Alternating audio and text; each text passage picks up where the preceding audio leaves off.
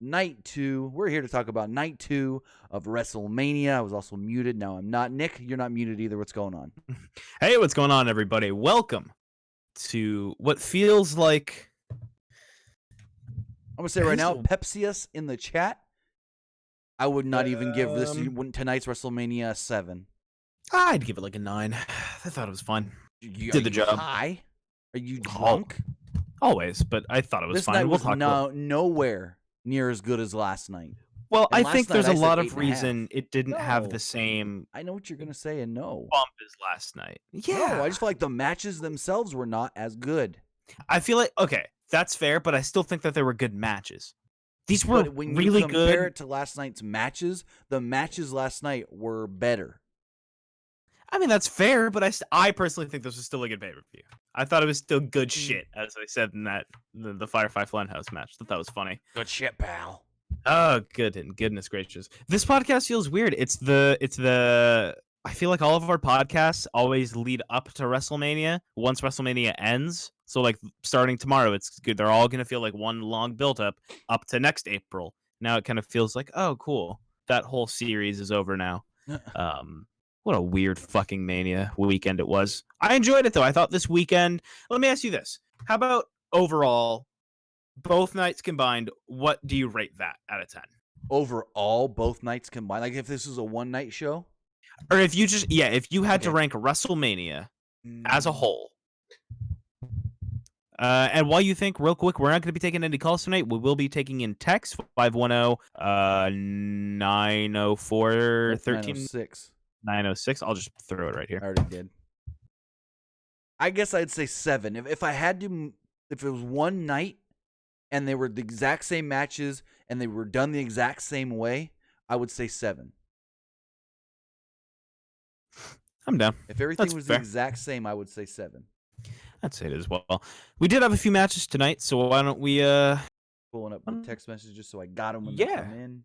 Yeah, no worries. Yeah, text in your guys' thoughts on the show, anything you guys felt, any questions you guys have.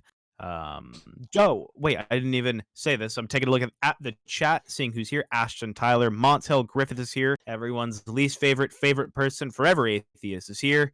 Ashton Tyler's here. Henry Calvo. I don't know. He's just always in here, and I've never seen him until now, and I think he's funny. And I like him. I think he's a cool guy. You've heard his name the last 4 I know. Podcast. I like to call out people that are new that I never see because it's like new people. It's cool. Like Chris Houston. Oh goodness, Nelson's here. Kristen McNutt is always here with the $2. That's fair. I'll give you that. Let's do this, man. Let's talk about the final night of WrestleMania. It kicked off.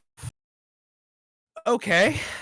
I thought it started fine. Do you want to talk about the kickoff match? The pre-show match, there's not much to talk about. A 6-minute match. It was Liv Morgan and Natalya. Natalya controlled most of the match, and then, Liv Morgan got the win. There's not much to talk about in this 6-minute match, to be completely honest. And there isn't, she Liv picked up a win, and sure, cool. Right, that's what I think. Yep. Cool. So let's talk about the main card. As we move forward, Stephanie McMahon welcomed us to the second night of WrestleMania. She said that this is the first time we've ever had a night 2 of WrestleMania, and then Gronk welcomed us yet again to WrestleMania after they aired the same video package they aired yesterday opening the show. Oh, the same exact fucking video package. Well, it's because when they created the package, they didn't know which matches were going to be on what day, so they just made one package with everything. Well, actually, when they created the package, I assume that they thought everything was going to be on one night. Yeah. So, Tom Phillips and Byron Saxton, Raw announcers, called the first match, which was Charlotte Flair challenging Rhea Ripley for the NXT Women's Championship in a 20-minute match. Charlotte came out, and then they aired a very long video package. Basically, it was a bunch of clips that we've seen recently mixed in with some video packages that we've also seen. So it was like a compilation kind of deal. And the show actually, the first match didn't get started till 15 minutes after the top of the hour. Yeah, which didn't feel too terrible, at least. Which if they would have just got this match started quicker, then the show didn't have to go 20 minutes past the hour. And I feel like that's what they did last night. Like all the matches were just like go. Everyone go do their match. I remember seeing more than 2 video packages, and they were like 3 minutes long, maybe each. Yeah, and they also didn't do a lot of video packages in a row. They only really video packaged the matches that needed Like and like that benefited. I remember last night they video packaged Owens and Rollins. the Boneyard, and I think there may have been one more, but I don't remember. But I mean, like, there wasn't many, and they weren't long. So, going forward, Charlotte just destroyed Rhea Ripley for most of this match. Charlotte hit her with a series of chops before Rhea hit a riptide 2 minutes in, and then Charlotte took over. Ripley called her a princess. Ripley was in control a little bit until Charlotte caught her leg, and that is where, well, Rhea had no chance. I thought they were going to do the story of Rhea Ripley gets beat down, and then all of a sudden at the end, herks up, gets that just strength out of nowhere, and then wins. But nope. Charlotte just continued to work over the leg.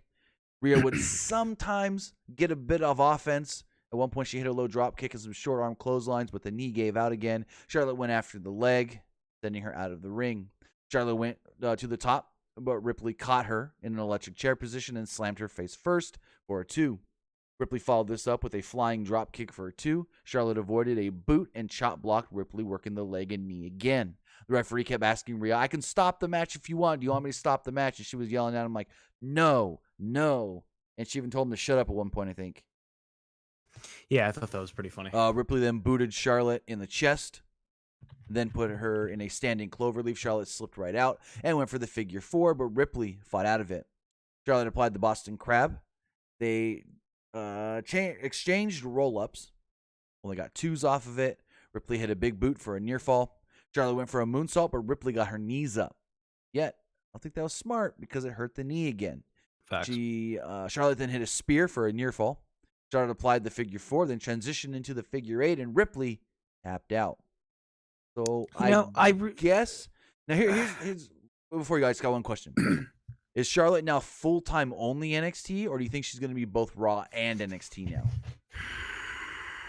I don't know. Given our current circumstances, I can't really say. I don't know. Yeah. I don't know what they're gonna do. Because I know at least for NXT, they've only got this next week filmed, and then and we'll learn on Wednesday who our next challenger is going to be for that belt in the ladder match. If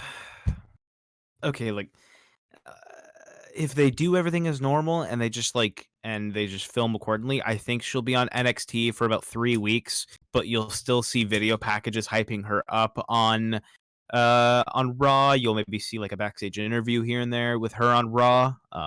Everything will be, well, of course, everything's going to be pre-taped. I mean, we can probably accurately guess why they did this.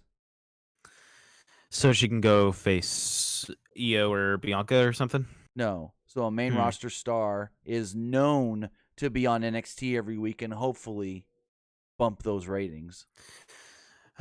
Yeah, but Charlotte isn't going to draw any fucking ratings. Vince thinks Charlotte's the best female they got. Most popular, the most wanted to see. That's crazy because she's not. Thinks she's the man. That's tough, man. Or the woman. We then got a commercial for Big Show's new show, The Big Show Show on Netflix. We then got a recap of WrestleMania Night 1 before Aleister Black came out and Nick creamed all over himself for that jacket. Did you not see that jacket? So hard. So hard. So Aleister Black and Bobby Lashley here in about a 7-ish minute match, I think. Let's see. Lashley wore long black and gold tights. Yeah, he looked like Big Leo Rush. Yeah, that's what I was thinking too. Lana had a red dress. They couldn't even color coordinate. Lashley worked over Black and suplexed him on the outside early. Lashley tried a delayed vertical suplex, and Black kneed him in the head. Before Black could really follow anything up, Lashley used a power slam for a 2. Lashley went for a spear, but Black kneed him in the face. Black then hit a moonsault to the outside. Landed right on his feet, though, basically. Lashley recovered and quickly ran over Black back in the ring.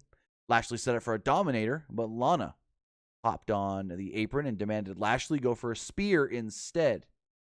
That's what you call your woman tells you how to do your own match. Yeah, facts. Lashley was happy to listen to her He blew Lana a kiss and dropped Black. Lashley went for a spear, but Black caught him with the Black Mass for a pinfall win. This was an okay match.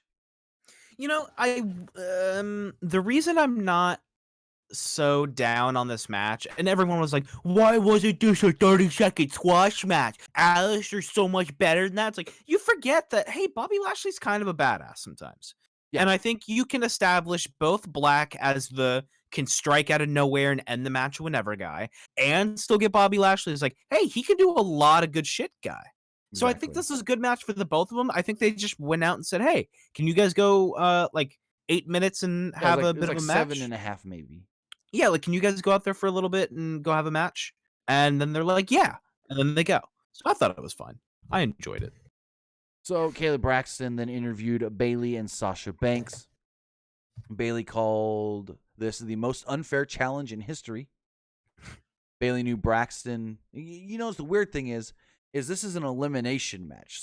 So it's not as bad as when at WrestleMania 33 when Bayley was in a 5-way for the women's championship. That was more unfair because it was one fall to the finish. It wasn't like, you can take your time in eliminating people. It wasn't more, anyways. Bayley knew that Braxton and everyone else, including Trish Stratus, was trying to drive a wedge between her and Sasha Banks. I don't know where the Trish thing comes from. Bayley blew off Braxton and left.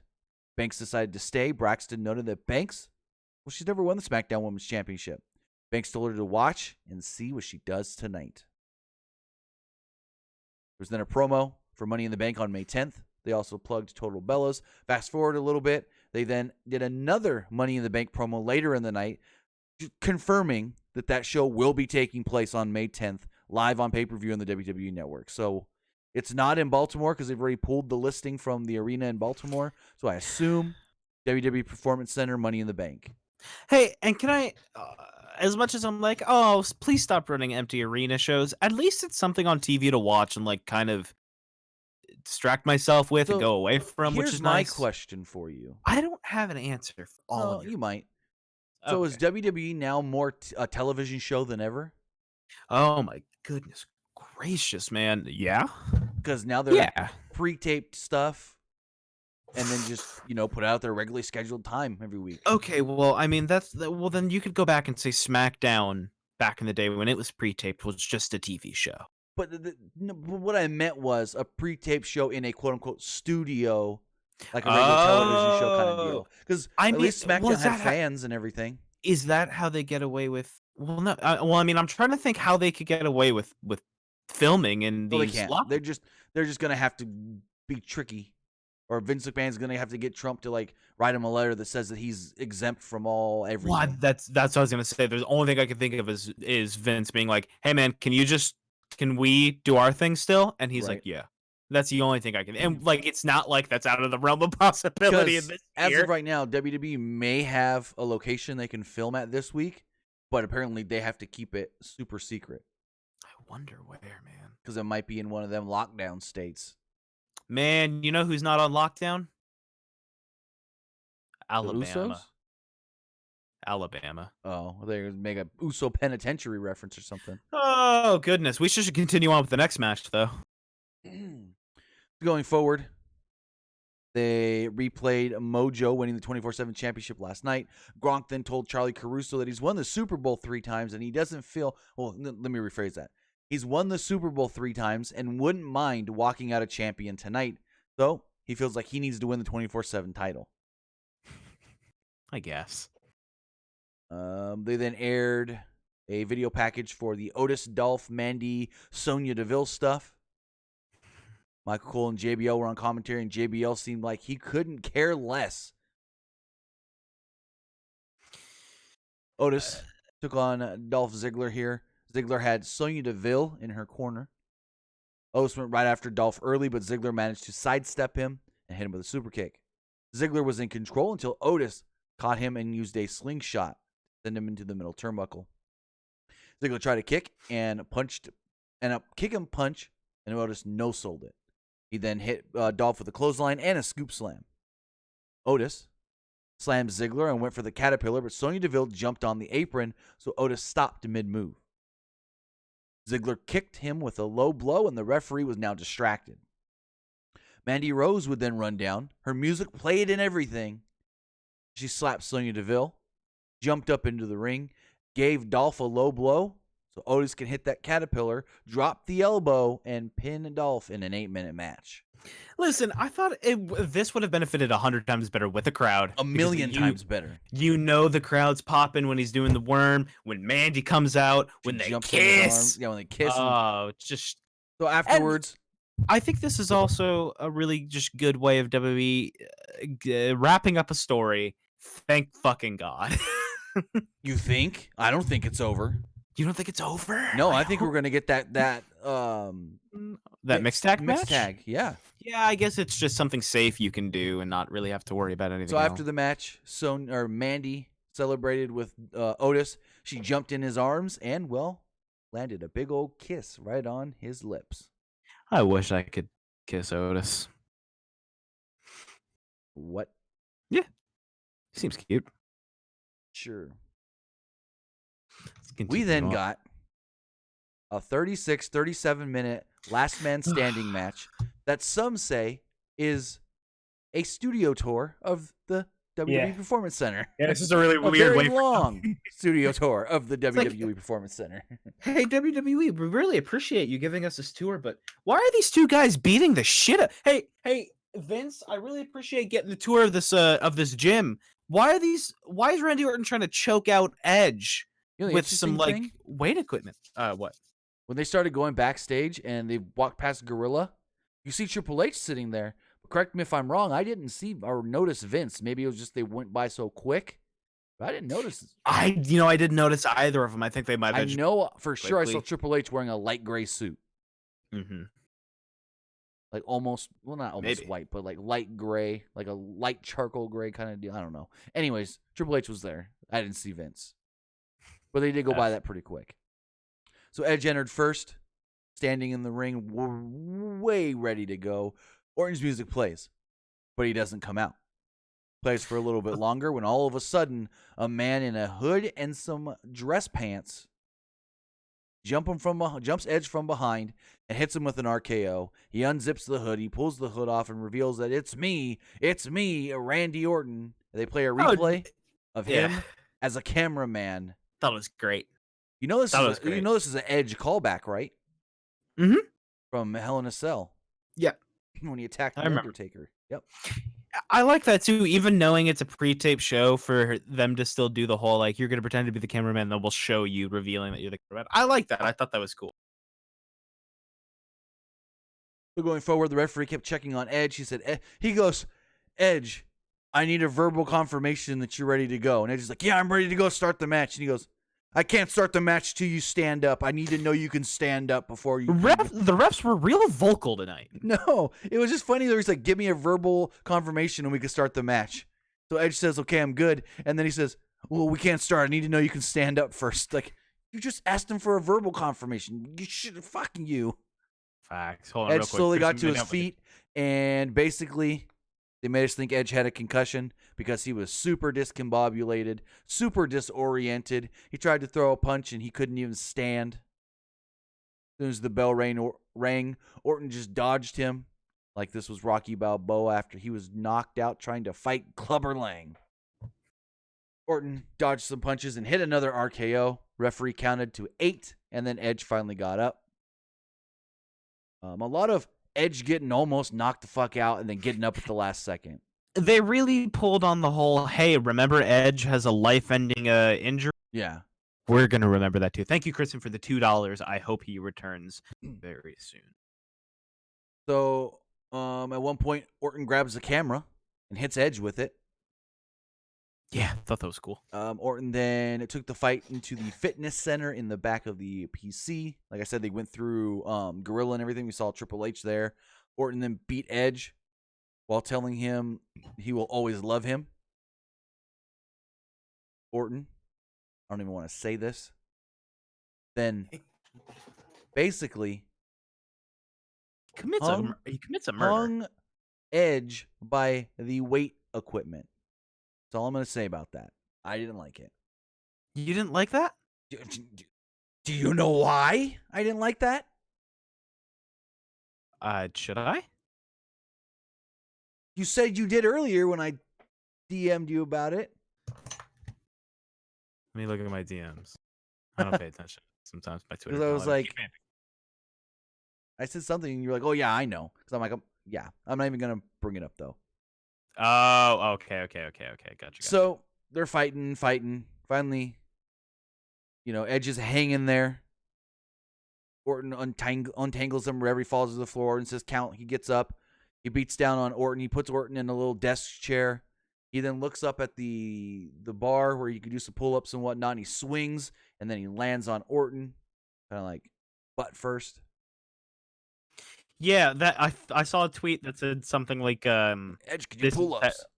It was like, this is how lucha couples train together. I thought it was really funny. That's actually I was like, a good oh, that's good. Going forward, where was I? They traded some punches after this when both men got to their feet. Edge got the better of it.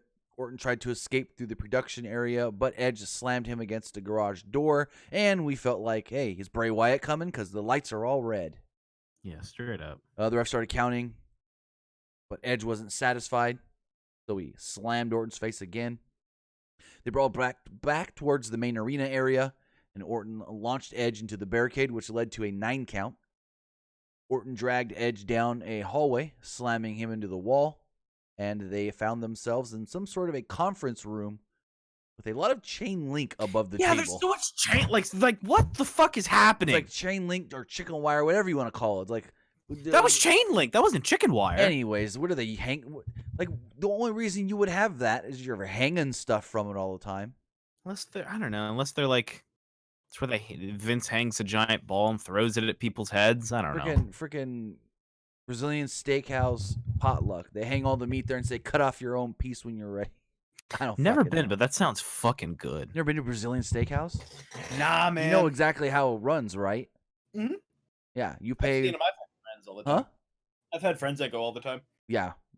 My buddy used to work at one, so we got in for free one time, and he usually charged like $27. He got us in for free. Nice. And it's all you can eat. They just keep walking around and say, would you like me to slice this off for you? There you go. Phenomenal. Anyways, back to the match. They're in this little conference room area or whatnot. I don't even know. Big old long table. You could fit like 50 people there. Guess like a PC Thanksgiving. That snack table was stacked. Oh, we'll get to that. Orton should have grabbed some Cheetos. Yeah, seriously. Edge placed Orton on the table, then hit an elbow drop after hanging upside down from the chain link and then dropping down. Orton thumbed Edge in the eye and slammed him against a wall, which also took out a cameraman. They fought in a storage area next, and Orton was in control. Orton slammed him into steel steps, and Edge barely got up at 9.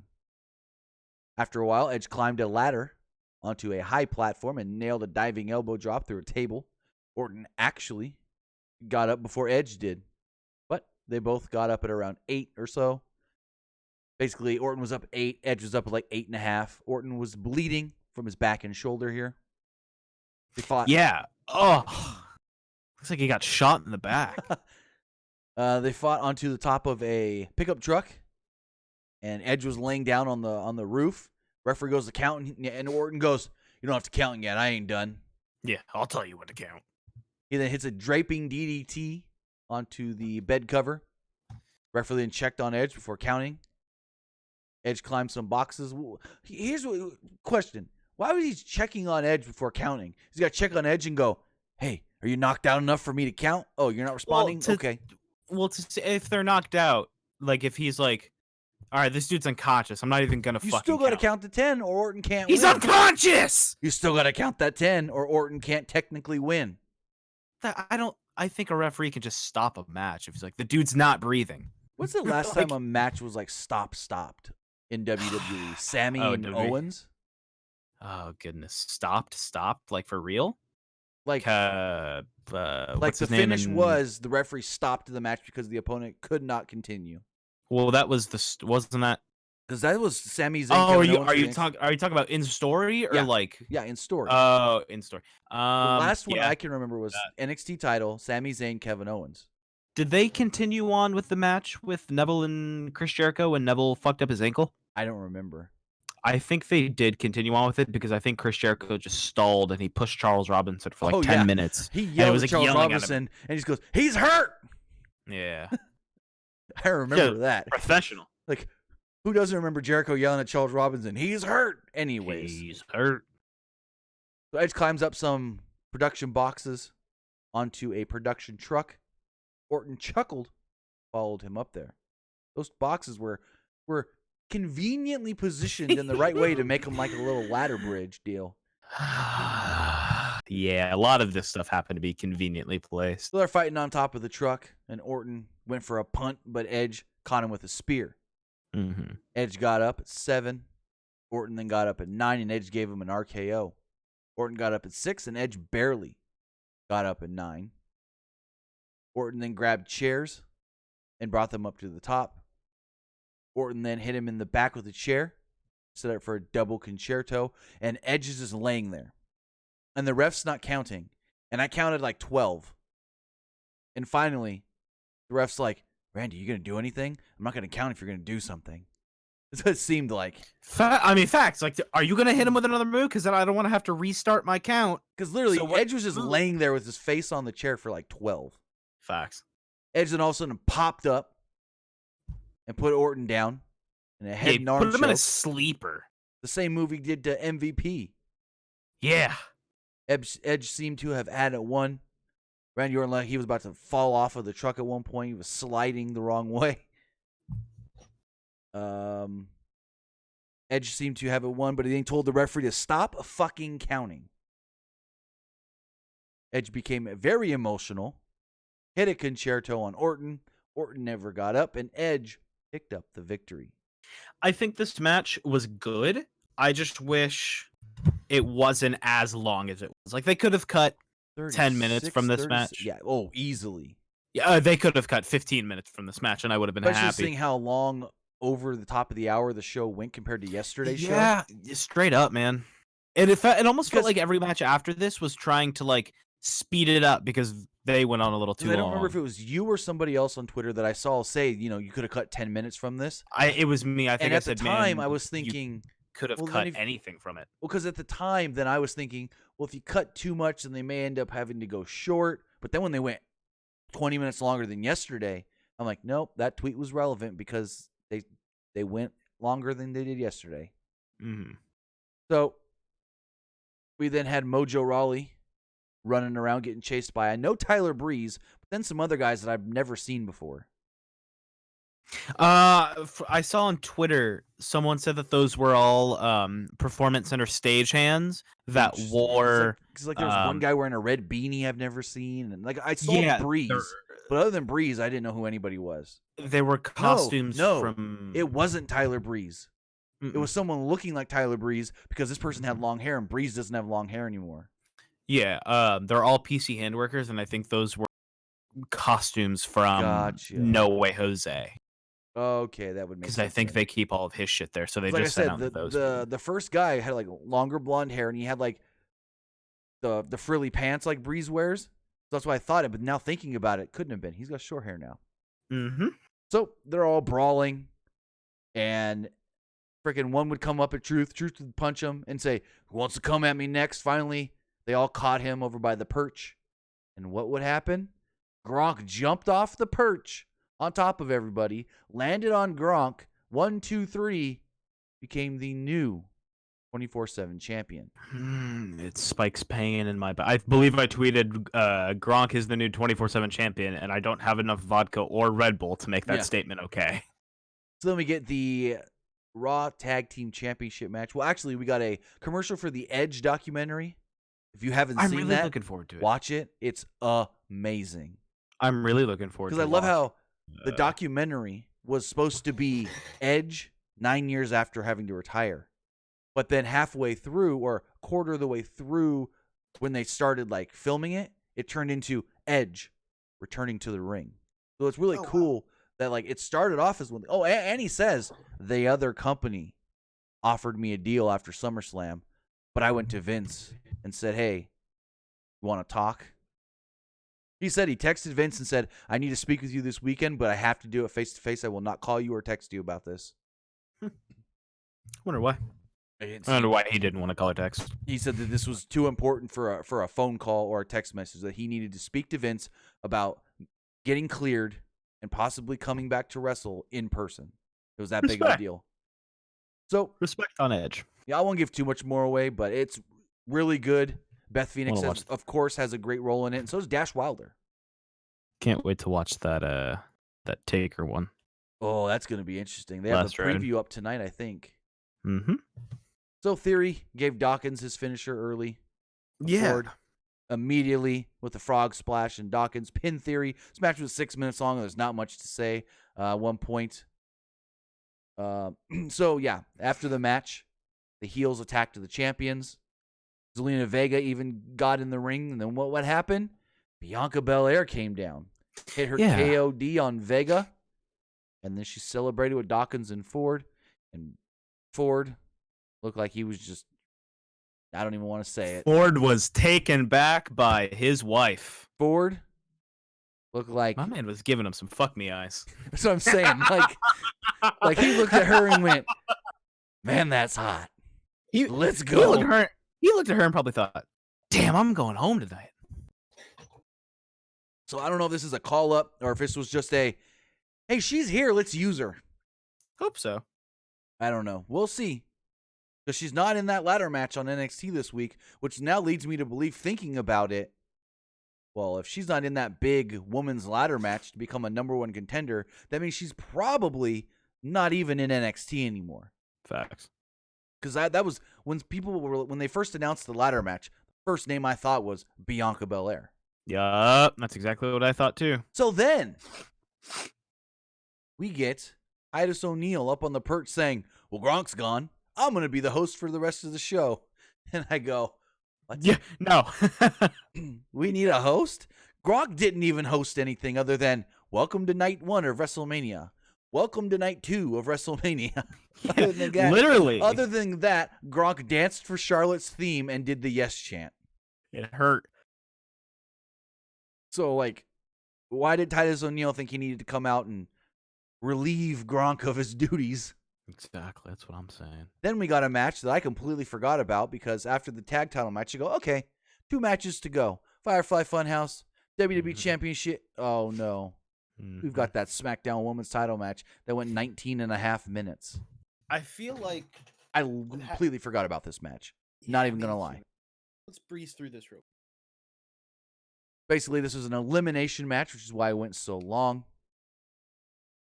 There was a very funny moment where Cole said that Bayley and Banks were almost eliminated at the same time, but both got pinned at once or two. Bayley heard this and yelled back, "No, we didn't!" Yeah, while Bayley still was selling, on it being knocked down. Tamina was eliminated about the 6.5-minute mark. Banks gave her a 619. Bayley hit a flying elbow. Banks hit a frog splash. Evans hit a moonsault. Naomi hit a split-legged moonsault, and they all pinned her at once. Again, why I think this was supposed to be Nia. Yeah. Naomi then beat the crap out of both Bayley and Banks until Bayley saved Banks from a submission. Banks hit a backstabber, then applied the crossface, and Naomi tapped out for the elimination at the 10-minute mark. Bayley and Banks then teamed up on Lacey Evans. Bayley went for a running knee, and Evans ducked and nailed Banks by accident. Bayley hammered away on Evans until Banks yanked her off to confront her. As they argued, Evans clocked Sasha with the woman's right for the elimination at about the 13.5-minute mark. They fought back and forth, Bayley and Evans, that is. Evans hit a nice moonsault for a near fall. Sasha will then jump back in, hit Evans with the backstabber. Follow this up with Bayley hitting the, I guess they call it like a headlock driver. And well, she pinned Lacey Evans to retain her title. Bayley started screaming that nobody can take this from her. And then she said, "I don't like you, JBL, and I really don't like you, Michael Cole," as she celebrated. And then John Cena's, we got a commercial or two, and John Cena's music played. And I go, what the fuck? The PC? Yeah, man. At the PC, and then all of a sudden, it just cuts. John Cena says, "Welcome to WrestleMania," and then it cuts, and like you see Vince saying it at WrestleMania 3, "Welcome to WrestleMania," and then it cuts to Bray in the Firefly Funhouse. Yeah. This Let's was just hot talk about- garbage. Let's talk about the match first. Like, tell us what happens, and then we'll go into discussing. Bray exited through the door, That. and the camera expanded to show Cena. So the camera zooms in on the door, zooms back out, and Cena's now in the Funhouse. Cena's looking like, where am I? So we're supposed to believe that Cena thought that a Firefly Funhouse match starts in the ring at the WWE Performance Center. No. And then he was teleported into the Funhouse. No, so he wasn't teleported. The promo that Bray cut, he said, Cena, I'm a fucking monster. I'm going to go into your mind, into the part of your mind that you feel the most failure. No. Okay, I get this is not teleportation. But my thing was, Cena still believed, because he said on SmackDown, I don't know what a Firefly Funhouse match is, but I'll take that challenge. So he still believed that this match for some reason was supposed to start in the ring. Why else would he have had his music play and come out? You know what I mean? True. Like, I get what you know, how you interpreted it, which was the right way. I didn't interpret it the right way. I don't think there's a right way to interpret this shit. I don't know. This It's is an wrestling. acid trip on fucking, I don't even know. It was something, man. This was my coked out nightmare. So, Cena goes through the door and stood in the darkness. I believe this was filmed at the warehouse in Stamford, Connecticut. And he comes across a Vince McMahon puppet. For some reason, the puppet's chest kept protruding outwards, like it was getting a hard-on for Cena or something. He warned Cena that he must show enough ruthless aggression to stay in WWE. Bray then aired a clip of when Kurt Angle made the Ruthless Aggression Challenge and John Cena made his debut. They kept cutting back and forth between Kurt saying things in that promo to Bray saying things in the ring. In present time, Cena appeared in front of Wyatt wearing his original gear and in front of the goddamn SmackDown fist. The best thing to ever happen to wrestling. Wyatt then called this Cena's greatest failure as Cena took swipes at Bray. Bray then said, what did he say? He said, no wonder you almost got fired. Wyatt ducked each of the shots, and they played cartoonish music over this. This led to a Saturday night's main event intro. In the vein of old wrestling show, Wyatt introduced his new tag team partner. What do we call him? Johnny Large Meat. Johnny Large Meat. That's right. I want everybody in this goddamn chat. I want everybody for the rest of my fucking life. I'll legally change my name to Johnny Large Meat. Or no. You don't have to change your name to Johnny. You can do Nikki Large Meat. No, I want to be Johnny Large Meat. Johnny Large Meat. Cena over here working out with these 25-pound dumbbells, whatever. They're plastic fake dumbbells. Nah, man, he's just that strong. He's fucking like popping veins everywhere. So then Cena all of a sudden appears as the Doctor of Thugonomics. Cena starts freestyling a few rhymes and then realizes, oh, I'm only allowed to talk in rhymes. Wyatt then gave Cena the opportunity to speak sincerely. Cena instead stayed in character, and then he rhymed face with the word face, talking about D's nuts. Yep, he said, D's nuts in your face. And I got a text from my friend that said, wow, a D's nuts jokes in the year of our Lord 2020. Like, I know, dude. Wyatt then laid out Cena. We're now at the Wyatt compound, I guess you could say, where we got the real Bray Wyatt, the only Bray Wyatt that really matters. The best version of Bray Wyatt. Backwoods, Louisiana, Bayou Bray. The 2012, the 2014, anybody but you, Roman. Fucking, Whole world in his hands. He referenced whole it. world. Oh, my goodness gracious. Wyatt aired a clip of himself against Cena from Mania 6 years ago with the crowd begging for Wyatt to win, only for Cena to beat him. You were going to say?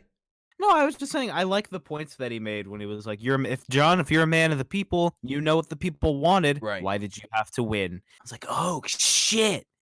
I never thought of that. cool. So back in the ring and at present day, Wyatt wore his old Wyatt family attire, but he still had the new blondish dreads, which actually kind of looked cool coming out of the hat and stuff. It did look sick. Wyatt then handed Cena a chair, call back to WrestleMania 30, when he told John at WrestleMania 30, "Show me who you really are and hit me, John." And he did the same thing tonight. Cena this time, though, decided to swing the chair, and Wyatt disappeared. He disappeared to Monday Night Nitro. Wyatt was now Eric Bischoff, wearing a black and red NWO shirt, leather jacket, and yeah, they started airing shots of Eric Bischoff. Wyatt introduced Cena wearing a black and white NWO shirt. He was now Hulk Hogan, the NWO WCW World Champion. The McMahon puppet called this good shit, pal. Or no, I'm wrong. Such good shit. Such good shit. Cena wildly attacked Wyatt as chants of Cena sucks played. Wyatt disappeared and Cena was actually hammering away on the pig. Yeah. The Fiend would then appear behind John Cena and put him in the mandible claw. Audio of Cena talking about how overhyped Wyatt was played as Wyatt put him down in the ring. Wyatt counted the 3 for himself because, the Fiend had Cena down in the mandible claw pin, but then Mr. Rogers, Steve from Blue's Clues Bray, counted the pin 1, 2, 3. Bray Wyatt wins. The Fiend poses as Cena's body disappears. So, I liked this. I completely thought this was the worst shit I've seen in a long time in wrestling. I would rather watch frickin' Orange Cassidy. That's not a fair comparison because these are Hornswoggle. two completely different things. That Hornswoggle Orange Cassidy match. I think as a match, this is bad. As maybe a promo or a segment or something like that, this has much stronger. But what did you say earlier? reach. They shouldn't have hyped this as an actual match? Yeah, they shouldn't have made this a match. I would have liked if maybe part of WrestleMania was John Cena is a guest on the Firefly Funhouse. Like if you would have said, Right.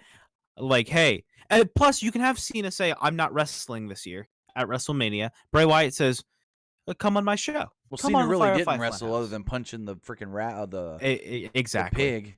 It was. I could see why everyone would think it was a hot mess. It had its moments of garbage, but I think I personally was a really big fan of like the editing style. I was a really big fan of like the kind of the real fucked up parts with Bray. The parts that feel like, oh, this is kind of like creepy and weird. I'm a sucker for that kind of shit. I eat into the whole, dramatic played up entertainment aspect of it. I just really wish this wasn't a match because as a match, there's no fighting. So this isn't a match. It's not a good match. As a segment, as a what's the word I'm looking for? As a continuation to maybe their story, giving a little bit more reason why Bray Wyatt wants to fight John Cena so badly, other than saying he took everything from me. You can show this. You can have the Fiend attack him. It doesn't turn into this 20-30 minute WrestleMania spot that just feels like it was riding the coattails of what was really, really liked the night before. I don't know. So This my was just question is, weird. I want to know what Cena thought about all this after being gone for a while doing serious acting gigs. Like comes back to this and it's this cheesy bullshit. Yeah. So one thing to note is, according to Brian Alvarez, this was done by the main roster production crew, as the Boneyard match was overseen by Triple H, Shawn Michaels, and Jeremy Borash. And that one name right there tells you everything you need to know. Jeremy Borash, who with Matt Hardy created Ultimate and Final Deletion and all that. Yeah. So Borash knows how to do this kind of on location. We're going to make it seem like a movie type deal. And that's one of the reasons why that whole thing was just phenomenal with the Boneyard match. And this was just... This was just, again... I get it. They didn't want him to be similar.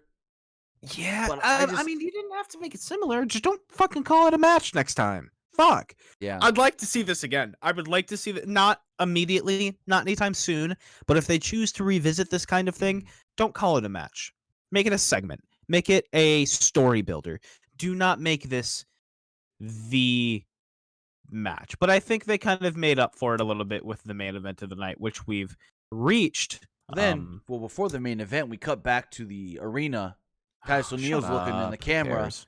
and says, "I don't know what I just saw." Me neither, man. And I didn't either. But you know what I do know? You know what I do know? Let me guess. What? It's that you can get a great shave. Well, hold on.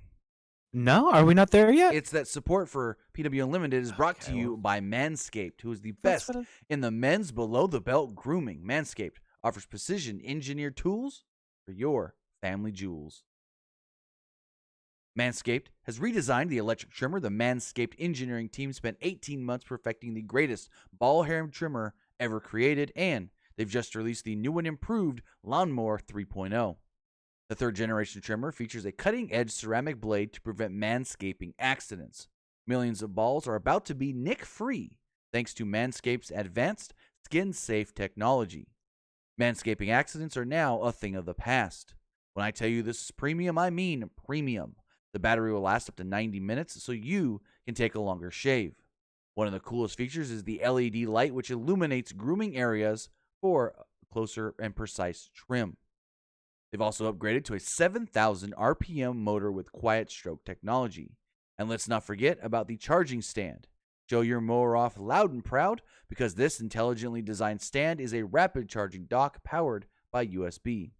If you are listening to me speak right now, I want you to experience it firsthand for yourself. Trim your junk. Get 20% off and free shipping when you use the code PWUnlimited at manscaped.com. Your balls will thank you. Again, remember, use the code PWUnlimited to get 20% off and free shipping at manscaped.com. That's a real ad copy. I've got it up in the other tab right here. Reading that ad copy. It's fucking unbelievable. My favorite thing is us pitching like grooming products when both of us have fucking facial hair. But Manscaped See, isn't below a the beard- belt, we ain't got shit. Manscaped is not a beard trimmer. It's a down there trimmer. That was my nickname in high school. Also, I'm going to tell you right now, I'm wearing the Manscaped boxers.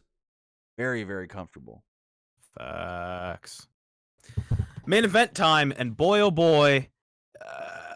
4.5 minutes is all this That's match fine. was. It only all it needed needed like to a be. minute. It only needed a minute, for God's sakes. Let's talk about it. McIntyre hit a Claymore kick about 20 seconds in. Yep. Lesnar kicked right out. McIntyre Lesnar- went hold for on. another. Huh? I was gonna say Lesnar can take these Claymore kicks, and they sound like fucking meat shots Yeah, every 'cause time. When Lesnar apparently was like, I'm going to sell for this, and I'm going to take the hardest bump I can to make it seem like you kicked me in the face hard. Yes. Because Lesnar just like, he didn't take a normal bump. He like dead weighted on the way down to make sure that he got that thud. Straight up. So McIntyre went for another one, but Heyman warned Lesnar it was coming, so he dodged it and hit some suplexes. German suplexes, I may add. Lesnar hit another German in an F5. McIntyre kicked out at 1. Lesnar hits a second F5. McIntyre kicks out at 2. Lesnar then hits a third F5, and McIntyre kicks out right before 3. Heyman then said, do it again. Lesnar went for it, but McIntyre gave him a Claymore kick instead. McIntyre then gave him 2 more Claymore kicks and pinned him to become the brand new WWE champion. Long time coming, man. Show was about 20-25 minutes longer than last night's show, and Tom Phillips thanked us all for watching. I think this main event match. What was it that after he hit kicked out of the third F5, what was Paul yelling? He's good, he's really good, or something like that? He's good. Do it again. Oh yeah, that's right. He was like, he's good. Do it again. Do it all night if he wants to kick out, which I love that from Paul Heyman. I love the shit that he has to add in. Right. You know, I think we all knew what the outcome of the main event was going to be. I really wish Drew would have gotten his moment in front of the fans, but as long as he holds this belt to the next time they have fans, then that reception he's going to get is going to be huge. So I'm holding out for that. WrestleMania. Oh, go ahead. for it. You go for it. I was just going to kind of do like kind of saying overall WrestleMania this year, with what they had to work with and kind of how everything came together last minute, pretty all right, man. I had a good time this weekend. We got some text I- messages here. Yeah, read some text messages. This one says, did you watch the first look at Undertaker last ride? No, because we went live like 10 Yeah. minutes after the show ended. Probably before it even started on the network. Anyways, no, have not yet. Mhm. Person says, I just remembered tomorrow. I remember tonight how much I hate JBL on commentary, especially during the Otis stuff. I like yeah. JBL, He was but when going JBL hard. doesn't care, he'll let you know he don't give a fuck. He was really pulling up his "I'm on Fox News" thing, wasn't he? Basically. I'm gonna say right now, I'd read this text message, but it's like a poem, or not a poem. It's like a freaking novel. So yeah, Hold on, I really like this comment from Henry Kahlo. He says 2 out of 3 3MB members are now WWE champion or have been WWE champion. yeah. I can't wait till Heath Heath Slater ain't gets never- his Heath ain't never turn, getting that. baby. Give Heath the titles. This person says, why do they advertise something? Know damn well it's not going to happen on least they always done. Okay, I can't even read this. Who knows, man? I don't even know what you're talking about. Oh, think I'm they're assuming asking Money about- in the Bank. Money in the Bank. They can do Money in the Bank. It's called From the PC. We saw a ladder match last night that was actually really good. So yeah, they can do Money in the Bank from the PC. That's why they're advertising it. Because if they have to, they can. There's a good chance they can get back in there by May 10th. Oh yeah, I It's see. over a month away. I want to take a look at the chat here. I got a couple more. Well, let me take a look Go at the for it, chat go before for we it. go back to text message, just because I feel like we've been neglecting them all night. Sinclair status is Sasha Banks and Bailey at Money in the Bank, more than likely, but I'm thinking we're probably going to see that at SummerSlam if we get a SummerSlam. Forever Avis says Bailey is so boring. Yeah, I'm not a big fan of Bailey's "I'm better than you" character. It's not very good, and 100 people do it better. Why do they pull the women basically from NXT? I don't know, man. I don't know if Bianca's up here on main now or what. I feel like her not being in that ladder match means she's probably called up. Exactly. Everyone's just saying Sasha was robbed. I don't know, man. No, I don't think it matters. Sasha wasn't robbed because they're waiting for Sasha to win on a bigger stage when they can do a singles match. Sasha Yeah. versus Bailey. That's the plan. Sasha versus Bailey. It was literally Sasha and Bailey that asked not to rush it to Mania. Mhm. You got a couple more text messages Yeah, this to read person out before we wrap says up. Charlotte's now an 11 or 12-time champion. Technically, neither, because when they say she's a 10-time champion, I think that's only counting main roster titles. Yes, I This person reckon says, that's what happened to only main. Andrade? Oh no, what happens to? I read the text wrong. What happens to Andrade since he's a Raw champion and his girlfriend is now an NXT champion? Well, they just do what they got to do. That's Yeah, what happens. All right, it looks like everything's going to be filmed in the same place anyway. It's not like they're going to be For a while, like, yeah. Yeah. This person says WrestleMania was better than I thought. Firefly Funhouse match was one of the weirdest things I've ever seen. And see, that's what I really like hearing is that the Firefly Funhouse match was weird. Not that it was like this is dog shit. But Like it was. Different. This person says the WWE 24 Edge is so good. Better than good. It's amazing. Oh yeah, man. I might The watch person it says, tonight. what happens with NXT UK? Are they filming still? Takeover is not happening, and they have everything filmed for the next 2 weeks leading up to that takeover. As far as after that, I have no clue because WWE's production team is in the US. Right now, we can't fly to the UK. No So, one can. No. No one can get in or out of the like- UK, so like Pete- it's not like Pete they Dunne? can come to Orlando. They wanted Pete Dunne to work some of these NXT tapings, but they couldn't get him from the UK. They couldn't get him to fly back in. And finally, the last text message here says, who do you see taking titles from the Street Profits? Who do you think will beat Bailey? I feel Bailey and Sasha will do the big battle. SD women's feud over the summer. Yeah. Yeah. Street Profits, I don't know. No. Anyone. Um, Any tag team OC down there, maybe? don't matter. Yeah, it doesn't matter. Any tag team down there can pick them up, Yeah. or just none of them. And just have them Just hold them for a look- while. Yeah, just have them hold them for a little bit. Yeah, At least I with mean, everything that's going I guess on. They're not in- bad. I guess in WWE, we've kind of become accustomed of hot-shotting title changes a lot recently over the last couple of Mhm. years. So that's why Yeah. people are like, oh, well, they can't hold those titles for more than 2 months. Exactly. But Bailey, she's had the title since October. And I'm trying to think of anybody else that's had like a long title reign. Brock had his belt till October. Andrade's been the U.S. champion since December. Yeah, no. That's like the longest out is from last October. Yeah. With the current champions. But that's it. That's it. Speaking of that's it, I think this is where we are going to wrap up the show tonight, folks. Yes, sir. And I want to say thank you all for joining us this weekend, for joining us tonight. It was very fun. WrestleMania is such a great time of year. Real quick, 199 from Wayne Montgomery. What was y'all favorite match of night 1 to night 2? The Boneyard match and night 2. The tag team match, the Raw tag team match. I thought was very fun, very exciting. Yeah, thought it was fun. I had nothing to review about that. It was so whatever. It was just so like, oh, the right team won. It was a good match. The ending kept me watching, and then it was done, and I didn't complain. I mean, my favorite match of night 2. I don't know. Edge and Orton, even though I felt like it was just way too long, and I kind of lost interest once they left the gym area. Also, I just want to know, for those of you that remember Kai, he's currently watching night 1, and he just texted me, I haven't watched a John Morrison match since he left. I'm so fucking hyped right now. I said, you'll really enjoy this. He said, this shit is fucking crazy. Thank you all very much. Kristen McNutt corrects me. She says, Becky's been the champion for over a year. Very true. I forgot about that because I want her to lose that belt now. Facts. Thank you all very much for tuning in. My name has been Nick. You can follow, or I guess my name is still Nick, no matter what. No, your name has been Nick, but it's not anymore. Remember? Yeah, my name is what was it? Fucking Long John Silver. Remember the name of it? Johnny Largemeat. Johnny Largemeat. My name is Johnny Largemeat. You can follow me on Twitter at ArmWeek21. You can follow us on Twitter at PW Unlimited. Tim, where can they find? Well, you can find me basically everywhere at Timmy Buddy. On Twitter at Timmy Buddy, on Twitch, twitch.tv/Timmy Buddy. So with that, we will be live again tomorrow night, following Monday Night Raw, the WrestleMania Go Home. I mean, WrestleMania, post-WrestleMania Raw with no crowd, which is usually the big selling point of watching that show. I really hope we get, like, I don't know. Yeah, well, no, we got fake crowd noise in the Firefly match, so why can't we get fake crowd noise tomorrow?